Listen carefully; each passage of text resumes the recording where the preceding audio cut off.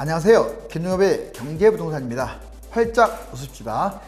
부동산은 몇 달만 참아도 수억의 돈을 번다는 사실을 아십니까? 뜨겁게 달아오를 때는 실거래가보다 몇억 비싼 매물을 잡을 수밖에 없지만 상승이 확 꺾여서 몇 달만 조정하면 이전 실거래가보다 낮은 금액으로 잡을 수가 있습니다. 아직 정부의 추가 정책을 보아야 하겠지만 미친 집값이 확 꺾인 상황이므로 가격이 좀 더 떨어진 후에 부동산을 매수하셔야 합니다. 넋을 잃고 부동산을 찾아서 헤매시는 분들, 두 눈 부릅뜨고 투자처를 찾는 분들, 이 방송을 꼭 보십시오. 바로 여기입니다. 미친 집값 확 꺾였다. 몇 달 참아도 3억 급매. 지금 코끼리가 공에 올라타가지고 묘기를 부리고 있네요. 이 코끼리는 다특자고 공은 집값입니다. 이 집이 어떻게 되겠어요? 뻥 하고 터지면 문제가 되겠죠. 지금 여러분들이 집을 자꾸 사재기 하는 것은 이제 이 코끼리 짝이 됩니다. 부동산 매수 타이밍 4구간 선정. 이제 부동산을 좀 역동적으로 하려고요. 뭐 몇 년 기다려라 무작정 이것은 좀 막연한 얘기 아닙니까? 자, 보시면 일단 2020년 3월달 잠깐 빠졌었죠. 질병 사태와 더불어서. 그러더니 조금씩 올라가는 듯 하더니 5월, 6월 막 날라갔습니다. 자, 정말 거래도 이 상반기 거래가 사상 최고치로 되고요.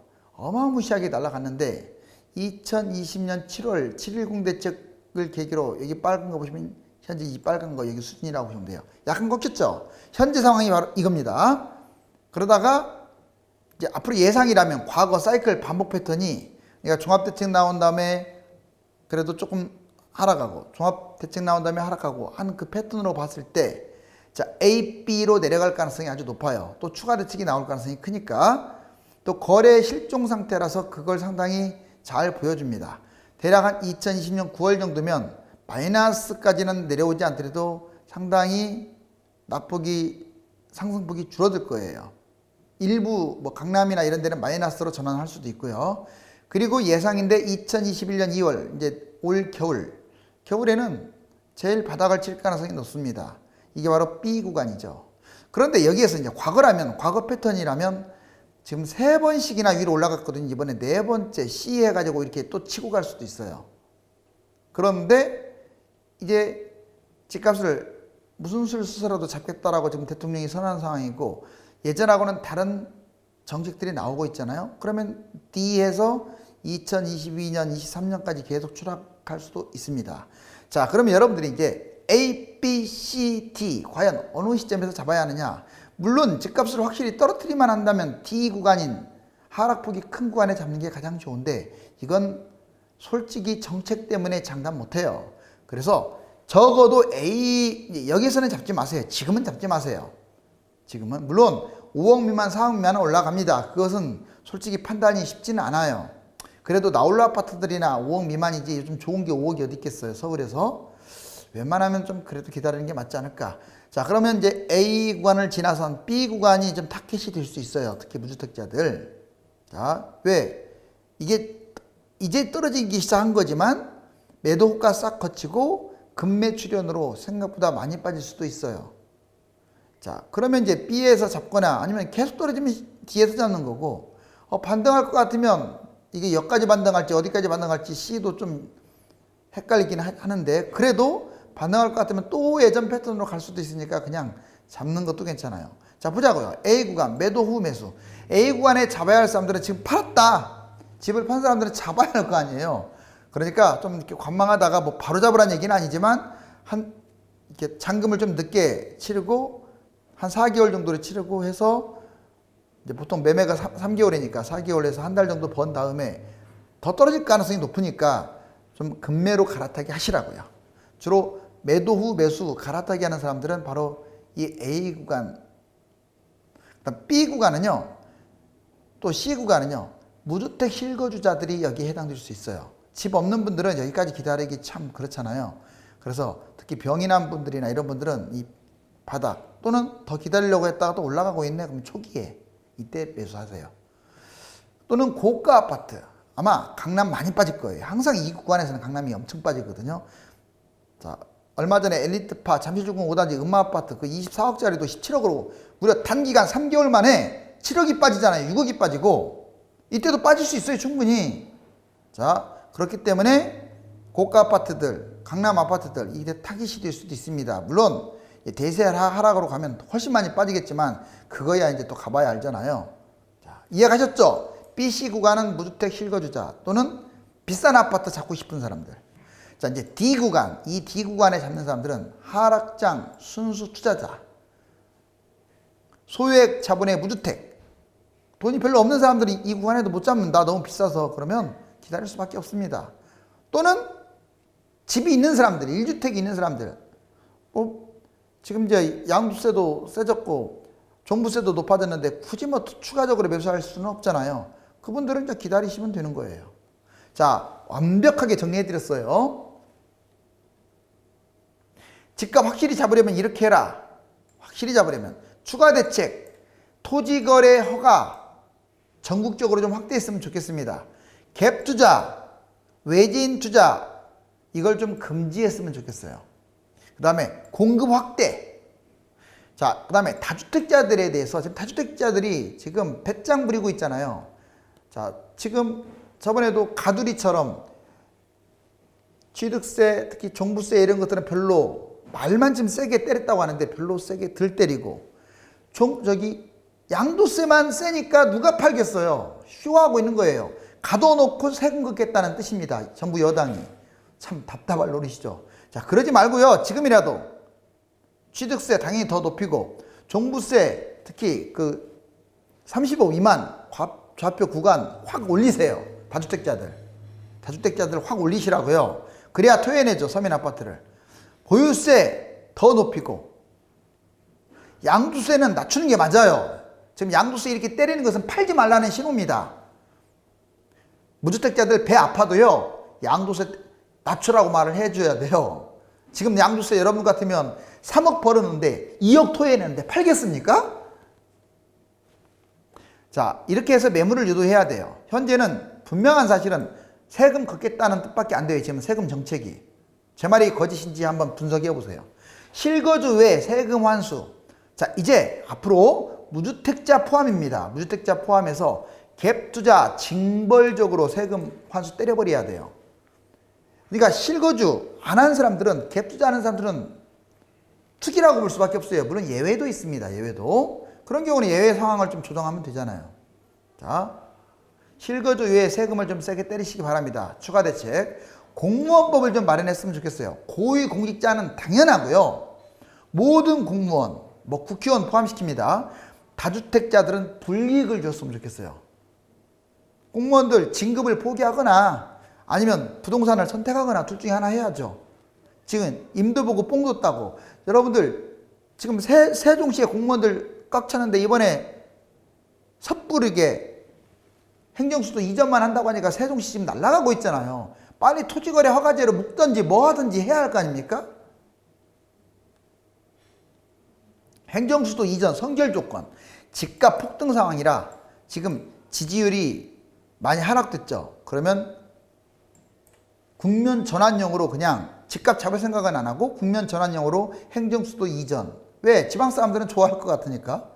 자, 이러면 국민들만 분열되겠죠. 이런 자세를 취하면 안 되겠죠. 자, 전국 부동산 하향 안정화 후에 본격 논의. 이게 필요해요. 지금은 부동산이 뜨거운데 무슨 놈의 행정수도 이전을 벌써 해가지고 가뜩이나 집값 많이 뛴 그 중부지역 또 띄우려고 합니까? 전국을 갖다가 다 집값 띄워서 세금 많이 걷으시려고 그러시나요? 너무 뻔히 보이는 숫자이잖아요. 세종시 부동산 토지 허가 구역을 아예 다 묶어버리던가 갭 투자라든가 이런 거 외진 투자 금지시켜놓고 그 다음에 이전을 논의해도 늦지 않습니다. 특히 공무원들이 투기하는 것은요, 이거 정말 안 좋은 거예요. 모양상. 신속한 졸속 처리, 강행보다 시간 필요. 참 공무원들 저 미워하지 마세요. 저 공무원 좋아합니다. 젠틀한 분들 많고. 그런데 이건 이제 모범이 돼야 할 사람들이 이렇게 투기를 하면 안 된다 그런 뜻이에요. 신속하게 졸속 처리하기보다는 좀 시간적 여유를 가지고 논의했으면 좋겠어요. 헌법과 법률에 문제가 없어야 하는 건 당연하겠죠. 그리고 국민투표로 결정을 해야 합니다. 수도권과 지역의 국론 분열 대책 잘못하면 이렇게 될 수도 있어요. 행정수도 이전 효과가 과연 얼마나 클지. 효과가 미비하다면요, 조금밖에 안 높다면 이거 하면 안 돼요. 제가 보기에는 효과가 엄청날 것으로 생각은 안 들어요. 왜? 이제 통일도 대비를 해야 하기 때문에. 그래서 좀 검증, 정말 연구 많이 해야 합니다. 바로 행정수도 이전, 선결 조건 이 6가지를 갖춘 다음에 하시라고요. 무작정 터트려 놓고 집값만 띄우지 마시고. 자, 김현미 장관, 부동산 인식이 좀 심각해서 한번 꺼내봤어요. 어느 정도냐? 문정부서 집값 12% 올랐다고 지금 거짓말하고 있잖아요. 그래서 오죽하면 시민단체가 고발했잖아, 이번에. 12%가 맞나요, 여러분들? 지금 내가 보기에는 60% 이상 찐 것 같은데, 현 정부 와서 70% 이렇게. 과잉 유동성, 저금리, 바로 이것 때문에 집값 잡기에 한계가 있다고 궁색한 변명을 내려놓고 있어요. 그럼 본인들이 지금까지 수십 번씩 집값 잡을 수 있다고 한 것은 다 거짓말이나요? 무슨 놈의 핑계를 대요? 과잉 유동성, 저금리? 자, 이거 어느 나라나 이게 없는 게 있어요? 지금 제가 집값 잡는 그 대책 여러 개 쏴줬잖아요. 그거면 잡히는데 무슨 과잉 유동성, 저금리, 세금 거두려고 했다고 솔직하게 얘기하세요. 집값 주도를 변명했다는 것도 심각하고. 다음 보세요. 이전 정부로 참 이거 정말 비겁한 겁니다. 저도 솔직히 그렇게 좋아하지 않지만 통합당, 자 여기 보세요. 이전 정부 규제 완화로 집값 상승했다. 얼마나 궁색한 변명입니까? 본인들이 지금 3년이나 넘게 집값 대책을 쏟아놓고 왜 이전 정부를 비난해요? 집값 폭등을 남 탓으로 올린다? 자리에 연연하지 않는다? 연연하면 안 되죠. 근데 책임감 없는 발언이에요. 진정한 책임은 자리에서 물러나지 않고, 뭔지 아시겠죠? 진정한 책임이 뭔지. 자, 그런데 여당 똑같아요. 집값 폭등 아주 크다. 여당의 책임이 아주 큽니다. 그런데 야당도 문제입니다. 부동산 각종 대책에 발목 잡기만 하고 있잖아요. 물론 이제부터는 달라요. 이제부터는 100% 여당 책임입니다. 왜? 180석이 넘으니까 이제부터는 달라요. 수도권 주간 시세 하락 반전. 자, 제가 말씀드렸지만 전국 꺾였고, 수도권 0.16 열정 예산 꺾였고, 지방도 꺾였고, 서울이 특히 고무적이에요. 0.09에서 0.06. 여러분들 얼마 전만 해도 무섭게 용광처럼 달아올랐다고 했잖아요. 자, 전세 가격 전반적으로 아직 꺾인 것 같은 느낌은 못 갔지만, 이번 한 번 가지고는 볼 수 없는데 상승률이 꺾인 건 맞아요. 0.16, 0.16 수도권 비슷하고요. 서울은 약간. 근데 이 정도는 눈에 표도 안 납니다. 이게 다음 주, 그 다음 주까지 꺾여야 꺾이나 보다 이렇게 할 수 있는 거예요. 자, 이번에 한국감정은 말고 KB 리본 한번 볼까요? 어떻습니까? 확실하게 내려가고 있잖아요, 여기 수도권. 전국도 내려가고 있네요. 다만 5대 가격시는 조금 올랐고. 자, 강남구, 강북구, 노원구. 전반적으로 강남권 벌써 꺾여지고 있죠. 강남권 꺾여지면요, 이건 아까 제가 말했던 그 코스로 갈 가능성이 커요. 잘 기억하세요. 매도 보려면. 지금 잡는 사람들이 바본 거예요. 강남을 잡는 사람들이. 그건 아마추어들이 잡아요. 솔직히 지금 잡는 사람은. 올 겨울이나 가을에 잡는 선수들이 많아요. 자, 다음. 똑같은 강북인데도 노원구는 꺾였습니다. 거품이 워낙 심해서. 그런데 워낙 집값이 싼 도봉구는 올라가고 있어요. 자, 여기 KB 시세 리본 보세요. 실질적으로 매매 시장 동향 봤더니 계속 무섭게 치고 올라가다가 지금 갈고리 모양으로 꺾였죠. 예전에는 제가 이렇게 갈고리 모양으로 올라간다는 표시를 많이 해줬는데 확실히 이건 꺾인 모양새입니다. 다만 100번 더 꺾였다고는 할 수 없어요. 왜? 정부가 또 똥 싸놓으면 올라갈 수가 있어요. 반등. 이제부터 여러분들 집값이 또 올라가게 되면 이제 집값 잡을 의지가 없다 이렇게 생각하셔도 됩니다. 행정수도 이전 찬반 이건 워낙 여론 기관마다 달라요. 여론 조사 기관마다. 리얼미터 찬성 50%, 반대. 전국적으로 찬성 50%, 반대 30%. 자, 대전, 세종, 충청은 압도적이죠, 이렇게. 서울은 반반이고. 그런데 이건 큰 의미가 없어요. 왜? 전 국민을 대상으로 한 게 아니에요. 자, 아주 긍정률은 15%, 부정률이 또 14%. 거의 비슷하잖아요, 여기는 보면. 자, 중립률이 이렇게 70%가 넘어요. 아직은 어떤 판단을 할지 지켜보고 있는 거예요, 국민들이. 실질적으로 이제 막상 들어가게 되면 수도권 사람들 거의 다 반대할 가능성이 커요. 세종시 집값 투기장으로 변해버렸습니다. 보세요. 세종시 0.97. 여기만 지금 많이 올랐죠. 다른 곳보다. 자, 행정수도 논의의 세종시 값 들썩 오름폭 6주 연속 상승이래요. 호가가 단기간에 1억 5천만 원 올랐고 세종 21.36, 대전 9.86, 경기 6.89. 자, 비교가 안 되잖아요. 다른 곳은 지금. 그럼 이렇게 왜 공무원들이 많이 사는 이 세종시를 왜 이렇게 띄우냐 이거예요. 좀 발표를 하더라도 뭔가 조치를 취해놓고 발표를 하던가. 조금 올라간 곳들은 토지거래 허가구역으로 아예 묶어버리고 이런 데는 이렇게 폭등한 데도 가만히 있고 사돈의 팔촌들이 많나 봐요. 거기에. 자, 이제 갭투자와 외진 거래 증가, 부동산 폭등 조장. 보시면 이게 지금 빨간 게 갭투자, 이 노란 게 집값 상승률입니다. 자, 실질적으로 여기 갭투자 많았을 때 보자고요. 여기 이때. 이거 2018년. 그 다음에 여기 2019년 뭐 8월달. 거의 다 여름에 많이 뛰었어요. 그 다음에 여기 조금씩 올라가고 있죠. 자, 보자고요. 이 노란 거. 정말로 노란 것은 아파트 가격이에요. 갭투자가 이렇게 60%가 넘어가 보다 보니까 아파트가 올라가죠. 역시 갭투자가 60%에 넘다 보니까 아파트가 올라가요. 여러분들 실거주는 40도 안 되면서 갭투자가 60을 넘었다는 것은 전 국민의 투기화예요. 이건 어린아이가 분석을 해도 알겠어요. 여기 다시 또 갭투자가 많아지고 있네요. 그럼 집값이 올라가죠. 그래서 갭투자를 잡아야 하는 거고. 2019년, 2020년 외진 투자, 역시 외진 투자도 투기성이 강합니다. 여기 보시면 세종시 보세요. 외진 투자가 43.6. 작년에 비해서 파란 건 작년이고 노란 건 올해예요. 올랐죠? 어마, 제 1등이네요, 1등.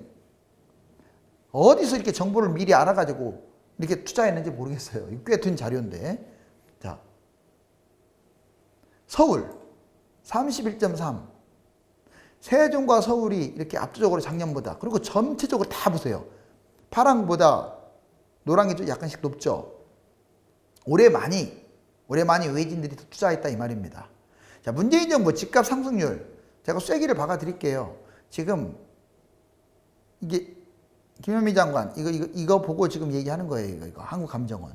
그런데 이거 KBC세 보세요. 이렇게 지금 이렇게 이게 0이고. 자, 한국감정원으로 해도 40%가 넘어요, 상승률이. 그런데 11% 근거가 어디에 나왔는지 모르겠어요. 자, 대한건설협회 주택공급방안, 층수와 용적률 완화 등을 통한 도심 고밀도 개발, 역세권 재개발, 옛 뉴타운 해제구역 개발 재추진해라. 서울시 매입 도시 공원부지 주택 공급을 해라. 도시 상업용 건물의 주거용 전환을 해라. 상업용을 주거용으로. 가로주택 정비사업 층수 및 면적 기준을 완화해라. 특히 층수를 지금 보고 30% 밑으로 많이 했는데 60, 70 좀 많이 올렸으면 좋겠습니다. 물론 상승장에 집값이 폭등할까봐 그런 거 충분히 이해해요. 그런데 집값이 좀 안정화되면 이제 우리나라 서울도 높은 쪽으로 좀 갔으면 좋겠어요. 용적률이 위로 올려놔야 여러분들 더 내 집 마련을 많이 할 거 아닙니까? 부동산 임대업 등 개인사업자 추이. 여러분들 개인사업자는 크게 부동산 임대업, 도소매업, 음식 숙박업으로 크게 나눌 수가 있어요. 자, 부동산으로 임대업을 한다. 여기 보세요. 이렇게 늘어나고 있어요. 이렇게. 물론 요즘 공실도 많이 생기긴 하지만 정말로 이제 부동산으로 정말 먹고 사는 나라가 되어버렸어요. 도소매업 조금 늘었고 음식 숙박업도 조금 늘어났습니다. 그런데 이 사람들 진짜 안 되죠. 문 닫는 사람들 대부분이죠. 전체 개인 사업자 중 자영업 3대 업종이 차지하는 비율.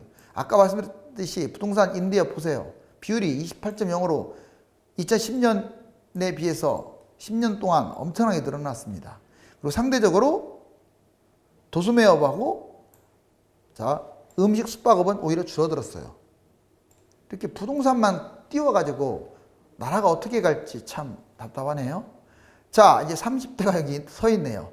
자, 돈이 쫙 깔려 있습니다. 부동산 마지막 지금 유혹을 하고 있네요. 여기서 하면서 유혹하고 있어요. 여기서. 자, 이 유혹을 이겨낼 것이냐 아니면 이겨내지 못하고 넉나간 듯이 올라갈 것이냐. 설령 넉나간 듯이 올라가더라도 지금보다 몇 달 좀 참으세요.